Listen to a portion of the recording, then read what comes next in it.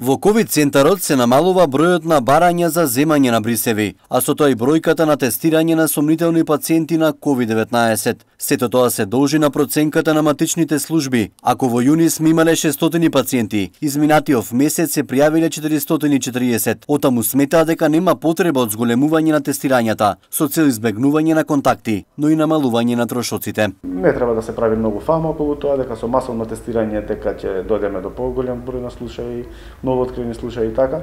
Сепак држим до тоа дека оние стварно што имаат наши симптоми, реални симптоми, треба да бидат подложени на тестирање. И пресед, и да не се изложува граѓанството на ризик, да не се изложуваат и вработените кои што работиме со оваа проблематика на ризик, но и да се запази здравствениот буџет.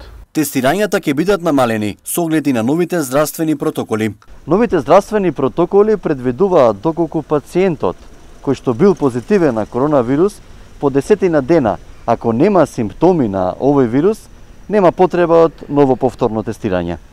Доктор Илјовски смета дека вирусот слабее со оглед на фактот дека кај голем дел од пациентите на кои им се земени брисеви со позитивен резултат имале слаби симптоми. Високата температура не влијаше на него, тоа се покаже во самите летни месеци, со вкупните бројки на ново заразени.